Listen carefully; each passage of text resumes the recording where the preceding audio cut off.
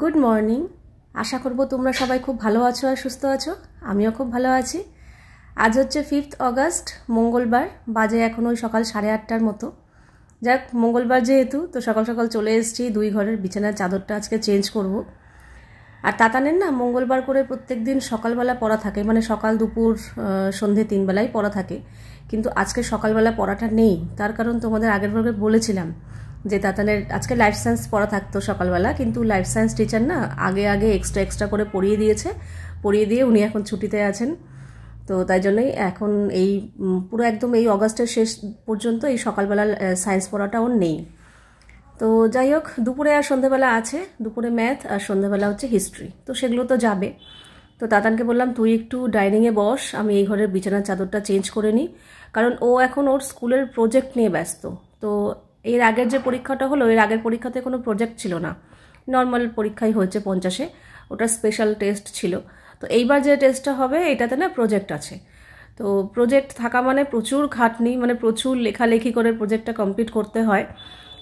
তো সেই জন্যই ও প্রজেক্টে ব্যস্ত। আর প্রত্যেকটা সাবজেক্টের প্রজেক্ট, মানে সাতটা সাবজেক্ট, সাতটারই, বাংলা, ইংলিশ, অঙ্ক, ভূগোল, ইতিহাস, ভূগোল, বিজ্ঞান, মানে সব কিছুরই, বিজ্ঞান দুখানা, সব প্রত্যেকটার মানে প্রজেক্ট তৈরি করতে হয়, প্রচুর লেখালেখি করতে হয়, সূচিপত্র বানাতে হয়। তো এটা একটু ঝামেলারই, মানে সময় সাপেক্ষ আর কষ্টকরই কাজ।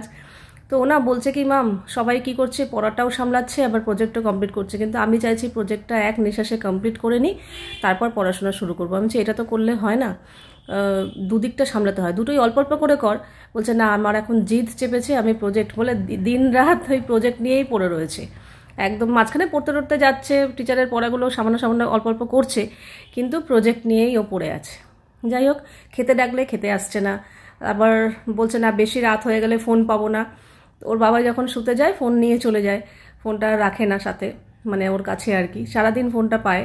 আর ফোনের মধ্যেই তো সমস্ত কিছু প্রজেক্ট সব টিচাররা পাঠিয়েছে, ফোন দেখে দেখেই প্রজেক্টগুলো কমপ্লিট করতে হয়, কাজেই ফোনটা তো লাগবেই। তো তো এই তো খাওয়া, ঘুম, স্নান, পড়তে যাওয়া, তার মাঝখানে সারাটা দিন ও বেচারি প্রজেক্ট নিয়েই পড়ে আছে। তো কয়েকটা সাবজেক্ট কমপ্লিট হয়েছে, এখনও কিছু সাবজেক্ট বাকি আছে। যাই হোক, তো সঙ্গে সঙ্গে ওই চাদরটা পাল্টানোর সঙ্গে সঙ্গেই বলছে হয়েছে তোমার? আমি যাবো, বললাম আয় তাহলে। তখন বালিশের কভারগুলো ভরানো বাকি ছিল, তাহলে তুই তোর মতো চলে আয়। ও ওই জায়গাটায় না ছড়িয়ে ছিটিয়ে বসে, তো সুবিধা হয়। প্রজেক্ট করা মানে অনেকগুলো পেপার, A4 পেজগুলো, খাতা, বই, ফোন, মানে সব ছড়িয়ে ছিটিয়ে বসে, তো এখানে ওখানে বসতে ওর অসুবিধা হয়। আর ওই ঘরে যেহেতু সমস্ত বই খাতা থাকে, ওকে এই ঘরে পাঠালেও এখন আর আসতে চায় না, ওই ঘরেই পড়াশোনা করে। মাঝখানে কদিন টিভি দেখতো, তো এখন আর ওই প্রজেক্টের নেশা না, টিভি দেখা বন্ধ হয়ে গেছে। যা গিয়ে চলো, ওই ঘরের চাদরটা পাল্টানো হয়ে গেল, এখন এই ঘরের চাদরটা পাল্টাবো। তবে আজকে না চাদর পাল্টে চাদর কাচতে যেতে পারবো না, কারণ ওদিকে কি করে জানি না, রোজই কাচা হচ্ছে, তা সত্ত্বেও কাচা না অনেক জমে গেছে। আমার ওই ওয়াশিং মেশিনের পাশে যে লন্ড্রি ব্যাগটা থাকে ওটা পুরো ভরে রয়েছে, প্রতিদিনই কাচা হচ্ছে, তা সত্ত্বেও ওই ব্যাগটা যেন ফাঁকাই হচ্ছে না। আসলে বর্ষাকাল তো, সব ভিজে বুঝে আসছে, একদিন দুদিনের বেশি আর জামা কাপড় পরাই যাচ্ছে না। ইন্দ্র তো দুবেলা করে জামা প্যান্ট চেঞ্জ করছে, স্বাভাবিক। আর তার মধ্যে গরমটাও পড়েছে, গরম না থাকলে তবু ঠিক, মানে ঘেমে না জামা কাপড় পুরো ভিজে যাচ্ছে, ওটা একবার পরলে পরের বার আর পরা যাচ্ছে না। কাজেই তাতানাও পড়তে যাচ্ছে, জামা প্যান্ট ভিজিয়ে আসছে, এই করে করে সবারই। আমিও 3 বেলার 3-4টে নাইটি হয়, প্লাস এদিক ওদিক যে বেরোচ্ছি, কুর্তিগুলো একবারের বেশি পরতে পারছি না, পুরো ঘেমে ভিজে যাচ্ছি, আর না হয় বৃষ্টিতে ভিজছে, কাজেই পুরো ভরে গেছে। তো ওগুলোই কবে শেষ করতে পারবো জানি না। আর বেশি বেশি করে কেচে যে মেলবো সেটাও উপায় নেই, বৃষ্টির জন্য ঠিকঠাক মতো শুকোচ্ছেও না। কাজেই চাদর আজকে থাক, জানি না এই চাদর আমি কবে কাচতে পারবো। চাদরটা পরে কাচলেও চলবে, এটা এমার্জেন্সি না। আমার যেগুলো রোজের জামা কাপড় সেগুলো আমাকে রোজ কাচতেই হবে এখন। তো চলো, ওই ঘরে বিছানা চাদর আমার পাল্টানো হয়ে গেল। এই ঘর ও ঘর, 2 ঘরেরই একটা মঙ্গলবারের একটা অনেক বড় কাজ আমার সারা হয়ে গেল সারাদিনের। এইবার চলে এসেছি রুটি করতে। রুটি বলতে আগের দিনেরই আটা মেখে রেখে দিয়েছিলাম। আগে না আমি রুটি করেই রেখে দিতাম, কিন্তু বাসি রুটিটা খাওয়াটা ঠিক না, তাই জন্য এখন কি করি, আটা মেখে রেখে দিই, পরের দিন আমি রুটি করে নিই। তো এখন আমি রুটি করব। আর টেবিলে দাঁড়িয়ে আটা যখনই আমি রুটি বেলবো তখনই ভাববে যে আমার ওই জায়গাটা আটকানো আছে, কারণ পূজা এসছে, ওই জায়গাটা ও বাসন মাজছে, তাই জন্য ওখানে আমি করতে পারছি না। আর এখানটাই এই জন্য টেবিলে দাঁড়িয়েই রুটিটা বেলে নিলাম। বেলে এই তো তাতানকে দিয়ে দিয়েছি খেতে, আমার জন্য 2টো ডিমের পোচ করে নিলাম, খেয়ে দিয়ে এখন রেডি হব। এখন 10:30। এই ঘর দুয়ারের সমস্ত কাজকর্ম কমপ্লিট করে আমাদের সকালবেলার খাওয়া দাওয়াও হয়ে গেছে। আমার সবে শেষ হয়ে গেছে। ওকে সবার আগে দিয়েছি, দিয়ে আমি আমার রুটি করেছি, ডিম করেছি, আমার খাওয়া হয়ে গেছে। তারপর ওর এখন খাওয়া শেষ হলো। প্রজেক্ট যাই হোক। আর এদিকে বাসন রাখতে পারিনি, রাখতে গেছিলাম যে দিকটা গুছিয়ে রেখে যাই, কিন্তু জল ঝরেনি বাসনের এখনো, এই জন্য এগুলো থাক, এসে করব। আর ইন্দ্র সকালবেলা আমাকে আলু আর পেঁয়াজ দিয়ে গেছে, ওটাও ঢালিনি, পরে এসে ঢালবো। এখন আমি যাচ্ছি বাজারে। এই বাজারে যাওয়ার কথা ছিল গতকাল, যে কোনো সবজি নেই বাজারে যাও, তো কালকে দেখলাম হয়ে গেল, চালিয়ে নিলাম। লাউয়ের খোসাটা ছিল, তারপর আগের দিনের কিছু রান্না ছিল, তো এই দিয়ে চালিয়ে নিয়েছি। কালকে আলু বড়ি পোস্ত করেছি, আজকে চালানোর মতো কিছু নেই, কাজে যেতেই হবে, ফ্রিজ পুরো ফাঁকা। তো এখন যাই, টুকটাক একটু বাজার করে নিয়ে আসি। দোকানেরও দুটো জিনিস লাগবে, একই যাওয়া আসা যাওয়ার পথে নিয়ে চলে আসবো। একটু এটিএমেও যেতে হবে, আমার এটিএম কার্ডটার আগের এটিএম কার্ডের এক্সপায়ার হয়ে গেছে, ঠিক আছে। তো নতুন এটিএম কার্ড এসছে অনেক দিন আগে, তো সেটা না অ্যাক্টিভ করা হয়নি। এমনিতে অনলাইনে ট্রানজ্যাকশান হচ্ছে, কিন্তু নতুন এটিএম কার্ডটা অ্যাক্টিভ না করলে তো ওটা কাজ হবে না। তো দেখি আগে এটিএম কার্ডের ওখানে যাব, অ্যাক্টিভ করব, তারপরে দোকানের জিনিস বাজারপত্র করে নিয়ে বাড়ি আসবো, এসে রান্না এসছি। যখন মোটরটা চালিয়ে দিই, এসছি এটিএমে।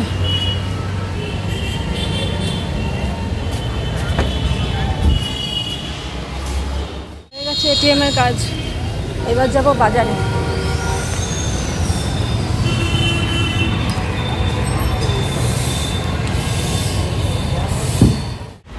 চলে এসছি বাজারে।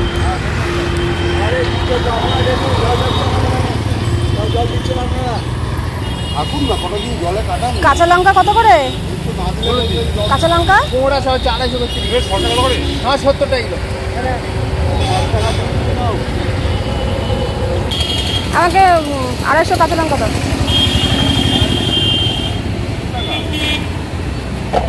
ওল কত? ওল ওইটা ওজন করো তো, ওল ছোট ওজনটা। হ্যাঁ, এটা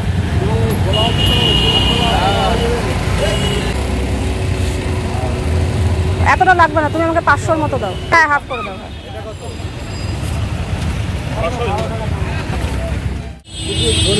কাঠি কচু কত?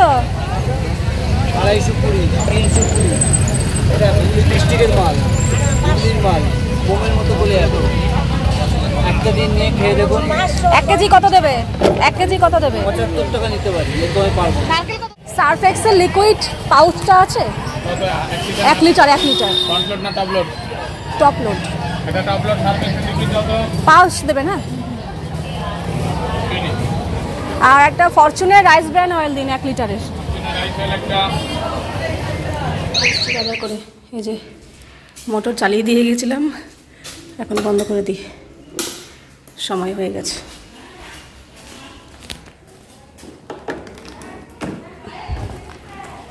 ভালোই ভারী হয়েছে ব্যাগটা।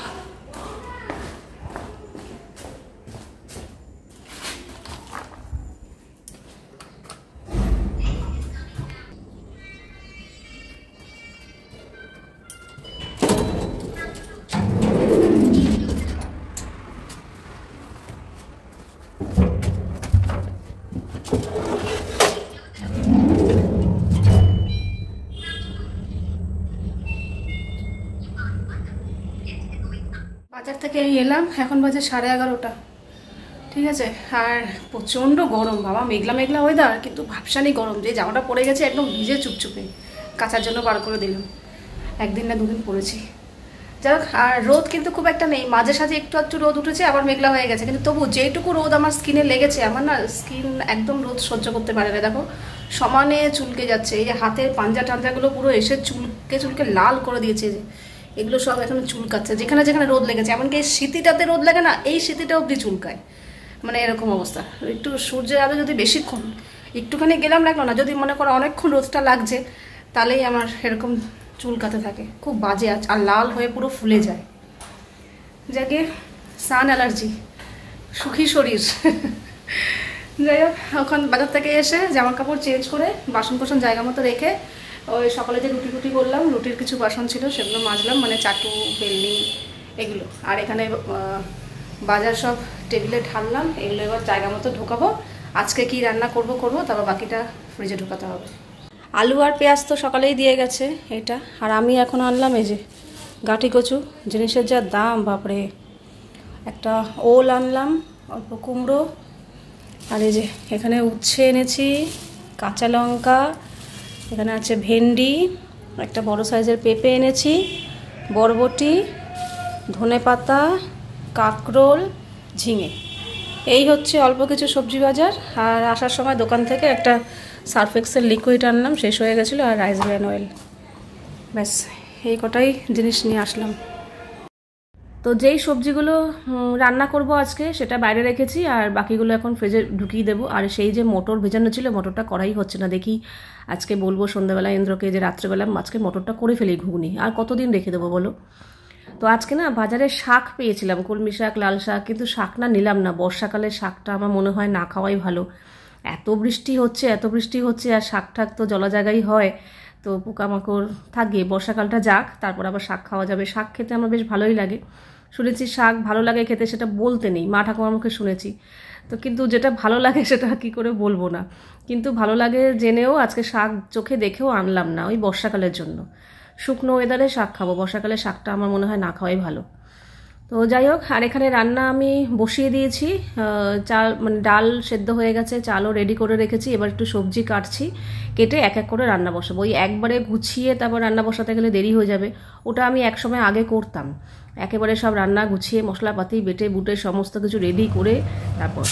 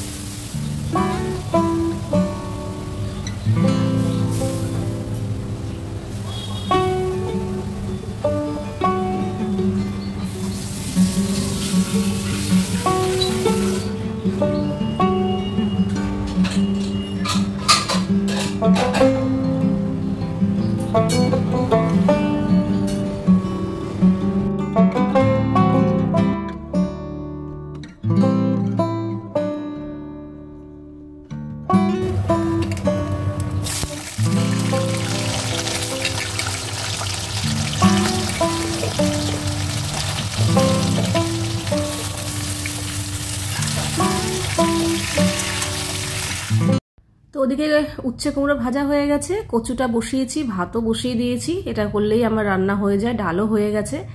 আর এদিকে সবজির ওই এক এক করে সবজির খোসা কেটেছি, একটু একটু করে ফেলিনি, ভাবলাম থাক, কাটছি যখন একবারে কেটে নিই। উচ্ছে কুমড়ো ভাজাটা বসিয়ে দিয়ে আমি এখানে কচু কাটলাম, কচুর জন্য মশলা করলাম, পেঁয়াজ, আদা, রসুন এগুলো সব রেডি করলাম। তো ওগুলোরও তো খোসা বেরোয়, সব একসাথে খোসা বেরোলো, তারপর ফেললাম। আজকে অনেক খোসা বেরিয়েছে। তো ওইদিকে খোসাগুলো ফেলে চপার বোর্ডটা ভালো করে ধুয়ে রান্নাঘরের এই জায়গাটা একটু জল ধোয়া করে নেবো, কারণ সবজির খোসা টোসা তো একটু নোংরা ধুলোবালি থাকে। তো রান্নার পরে তো মুছবই, কিন্তু এরকম খোসা ফেলে দিয়ে আবার এরকম এই জায়গাটা এরকম একটু জল হাত দিয়ে ধুয়ে দিই।